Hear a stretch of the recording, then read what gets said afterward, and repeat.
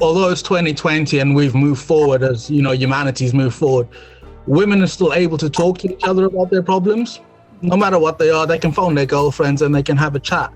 I think as men, we can still be stubborn. It's our own egos, and we still have that fear of rejection. We don't want to show weakness to anybody in our peer group. We worry that, if we show a sign of weakness, we're either going to be humiliated for it, or the banter's going to get too much. People are going to take the mick out of us, or people aren't going to understand, and they're not going to want to associate with us. I think naturally females mature a lot sooner than males. Yeah. And I think I'm definitely still not mature, so, and I'm 37, I'm a dad. And I think what that means is when you develop habits, and when you develop values and belief systems, if your value and belief system in your 20s is lad, or not even a lad, I'm saying lad because I suppose that's where I've been. Even if you're not a lad, even if you just study and you just be a decent bloke, you start talking. Because women build that repetition, habit, value and belief system of talking through the 20s. Yeah. Guess what? They're probably happier in their 30s. If you have not worked and trained at being able to navigate the world and the system and your own self and your mind, then actually when it comes to a stage where it becomes acute and it becomes a problem, that's where it's an issue. I can say to you, I've got bipolar disorder, and I can tell you all about that as if it's coming from a medical dictionary.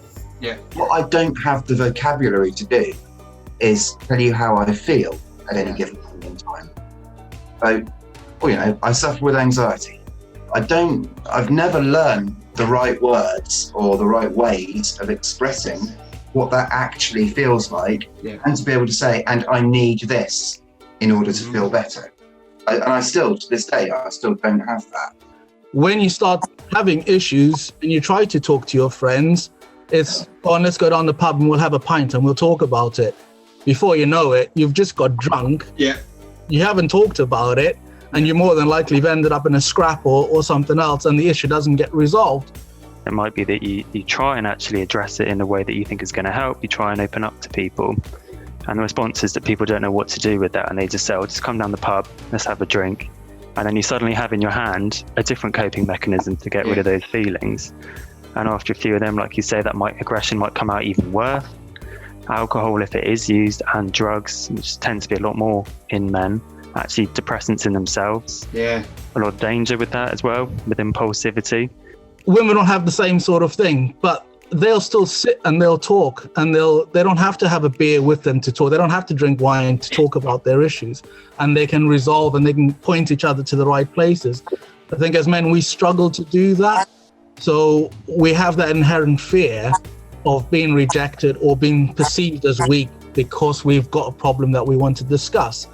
We didn't learn it when we were kids. We haven't learned it as teenagers. We haven't practiced it in our 20s. We haven't refined it in our 30s. I've never done it.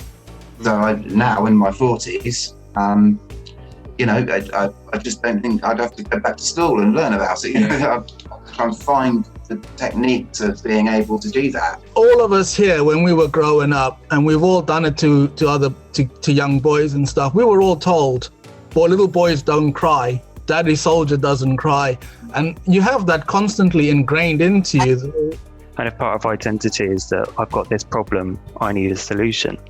It's not the case with mental health. As someone said, everything's subjective. My reality of depression is very different from your reality of depression. Likewise with anxiety, and it is something that you just have. The big thing that we kind of say in therapy is that it's not about having that cure. It's not about fixing it. It's about learning to recognize it and learning to manage it.